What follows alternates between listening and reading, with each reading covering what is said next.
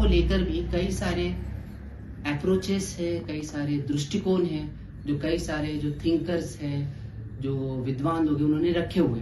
तो उनके बारे में थोड़ी सी बातें करना चाहूंगा, क्योंकि अंतिम में मुझे अंबेडकर के बारे में बात करना है। अंबेडकर के विचार क्या है इनइक्वालिटी के बारे में, और उनके जो ओरिजिनल राइटिंग्स है उनके रेफरेंसेस लेके मैं उसे समझने की कोशिश करूंगा। लेकिन उससे पहले ये अलग अलग दृष्टिकोण को जानना भी जरूरी है, तब हम अंबेडकर के जो विचार उनको और बेहतर तरीके से समझ पाएंगे।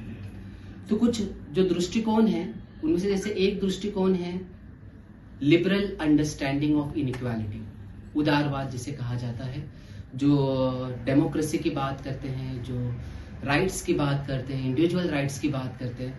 उनके विचार में इनइक्वालिटी क्या है, तो वो जैसे कहते हैं लिबरल्स जो उदारवादी है, वो कहते हैं कि इनइक्वालिटी ऑब्वियसली नहीं होनी चाहिए, और वो कहते हैं कि हमें इनइक्वालिटी, हमारे जो संविधान है, कॉन्स्टिट्यूशन है, जो डॉक्यूमेंट है, उसमें ये क्लियरली लिखा जाएगा कि हमारे जो सिटीजन्स है उनके बीच में हम कोई भी इनइक्वालिटी, डिस्क्रिमिनेशन नहीं रखेंगे, इनजस्टिस नहीं होगा। Caste, class, sex, education, language, identity, किसी भी बेस पर डिस्क्रिमिनेशन नहीं होना चाहिए। तो ये जो बात है वो कर रहे हैं लिबरल्स, वो कह रहे हैं कि इस प्रकार से हम इनइक्वालिटी हटा सकते हैं समाज से, संविधान के जरिए, एक प्रॉपर प्रोसीजर्स के जरिए, जो प्रक्रियाएं हैं उनके बारे में वो बात करते हैं। प्रक्रियाओं में हम किसी प्रकार का डिस्क्रिमिनेशन नहीं रखेंगे, हम संस्थाएं बनाएंगे और उसमें कोई भी डिस्क्रिमिनेशन नहीं रखेंगे, सारे सिटीजन हमारे लिए इक्वल है। फिर उसके बाद लेकिन ये जो लिबरल्स है वो उतने भी सीधे नहीं है, अगर हम कहें तो, क्योंकि जैसे मैं एक टर्म यूज करूंगा लिबरल्स के लिए, हिपोक्रेटिक अंडरस्टैंडिंग ऑफ इक्वालिटी, बहुत हिपोक्रेटिक है लिबरल्स मेरे ख्याल से। हिपोक्रेटिक इस सेंस में कि वो प्रोसीजरल चीजों के बारे में तो कह रहे हैं कि इक्वालिटी होनी चाहिए, प्रोसेस में होना चाहिए, डॉक्यूमेंट में होना चाहिए, और सबको हम इक्वालिटी दे रहे हैं, बट सब्सटेंटिव इक्वालिटी के बारे में बात नहीं करते। सब्सटेंटिव इक्वालिटी जो हमें समाज में दिखाई देती है, दो चीजें होती है, एक होती है जो संविधान में लिखा है, दूसरी चीज है जो हमें समाज में रिफ्लेक्ट होता है। तो हमारे देश की बात करें तो हमें इसमें बहुत गैप दिखाई देता है। तो जो संविधान में लिखा है वो प्रोसीजरल है, प्रक्रियात्मक है, लेकिन जो समाज में दिखाई दे रहा है वो सब्सटेंटिव है, जो रियलिटी है, जो हमें जहाँ पे इक्वालिटी नहीं दिखाई दे रही। आज भी हम देखते हैं कि डिस्क्रिमिनेशन अलग अलग प्रकार के हो रहे हैं। तो लिबरल्स जब सब्सटेंटिव इक्वालिटी की बात आती है तब चुप रह जाते हैं, तब वो कुछ नहीं कहते। इनफैक्ट कहीं ना कहीं इनइक्वालिटी को प्रमोट करते हैं। वो कहते हैं कि इनइक्वालिटी हम प्रोसीजरल तो हटा रहे हैं, हम किसी के आइडेंटिटी के बेस पे डिस्क्रिमिनेशन नहीं करेंगे, बट फिर वो कहते हैं कि जब मेरिट की बात आती है, वो मेरिट का मुद्दा लाते हैं कि हर एक इंसान की कैपेबिलिटी अलग है, मेरिट अलग है, उसके बेसिस पे इनइक्वालिटी हो सकती है, वो जस्टिफाइड है कि हर इंसान की क्षमता है अलग है, तो कोई ज्यादा ऊपर होगा, कोई नीचे होगा, तो वो इनइक्वालिटी जो है वो एक प्रकार से हम जस्टिफाई कर सकते हैं। बट उसमें भी वो ये बात नहीं करते कि जो एजुकेशन है एक मेन सोर्स हमारे डेवलपमेंट का, जिससे हम क्षमताएं गेन करते हैं, हम स्किल करते हैं, वो सबके लिए तो अवेलेबल नहीं है, सभी के लिए तो नहीं है। वो जिनके पास रिसोर्सेस है वही लोग एजुकेशन लेते हैं, एजुकेशन लेके, डिग्री लेके, कैपेबिलिटी लेके आगे बढ़ते हैं। अब जिनके पास क्षमता है, मतलब ऐसे नहीं कि वो पढ़ नहीं सकते, बट उनके पास रिसोर्सेज नहीं है, इसलिए वो एजुकेशन नहीं ले पाते, उनके बारे में लिबरल्स नहीं बात करते। तो ये एक तरीके की हिपोक्रेटिक अंडरस्टैंडिंग है। तो एक तो दृष्टिकोण ये है लिबरल्स का। एक थिंकर है माइकल यंग नाम के, उन्होंने किताब लिखी राइज ऑफ मेरिटोक्रेसी, वो भी एक लिबरल अप्रोच से देख रहे हैं मेरिट और इनइक्वालिटी को।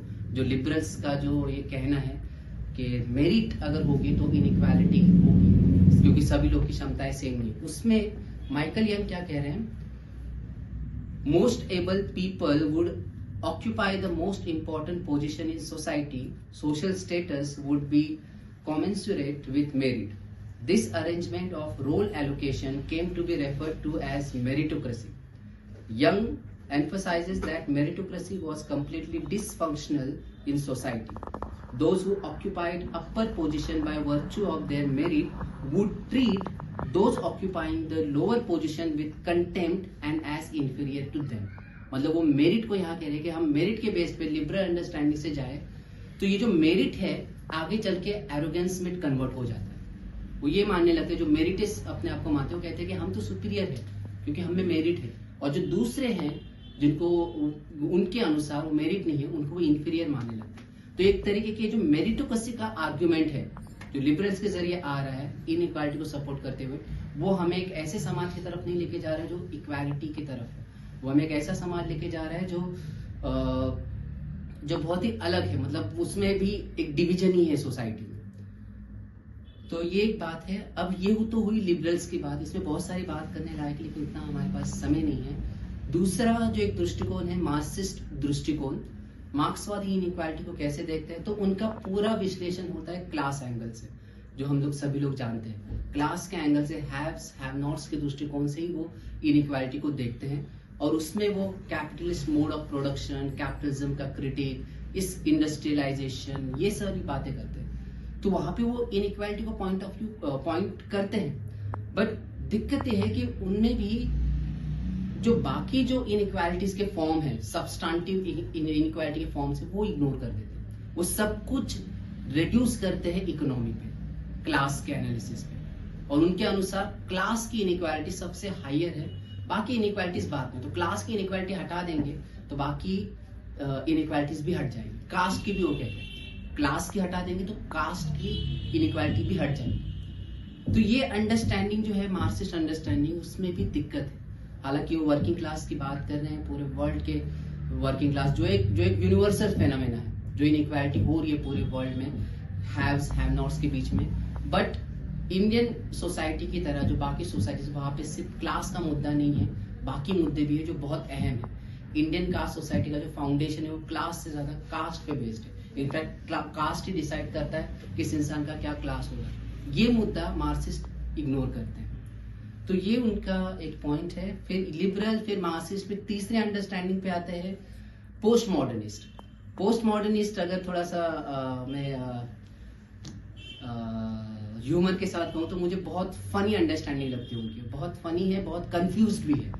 कंफ्यूज्ड इन द सेंस उनका आर्ग्यूमेंट मतलब बहुत अलग है। This is my understanding. तो वो देखते हैं कि inequality, according to postmodernist, inequality as deeply embedded within language, power structure and social structure, often highlighting the fluidity and multiplicity of inequalities rather than a simple binary of oppressor and oppressed. उनका कहना है कि हर एक individual की अपनी understanding है inequality की। तो ये जो बड़े बड़े थियोरीज है मार्क्सिज्म, लिबरलिज्म, ये जो बाइनरीज कर रहे हैं, ऐसा नहीं है। हर एक इंडिविजुअल के लिए इनइक्वालिटी का पर्सपेक्टिव अलग है। लेकिन ये जो अंडरस्टैंडिंग है वो हमें कहीं लेके नहीं जा रही है, दिशाहीन अंडरस्टैंडिंग। क्योंकि सभी लोग अगर अपने दृष्टिकोण से इनइक्वालिटी देखेंगे, और जो लार्जर चीजें हैं जो समाज में है, फिर वो क्लास का हो या कास्ट का हो, उसको छोड़ के हम अपना ही बस अंडरस्टैंडिंग और अपना ही ट्रुथ को लेके चल के मेरा इंडिविजुअल ट्रुथ ही सही है, तो फिर वहां पे दिक्कत है। फिर वो हमें कहीं लेके नहीं जाएगा। तो पोस्ट मॉडर्निस्ट अंडरस्टैंडिंग जो है इनइक्वालिटी के बारे में। इसके बाद फेमिनिस्ट भी हम जानते हैं।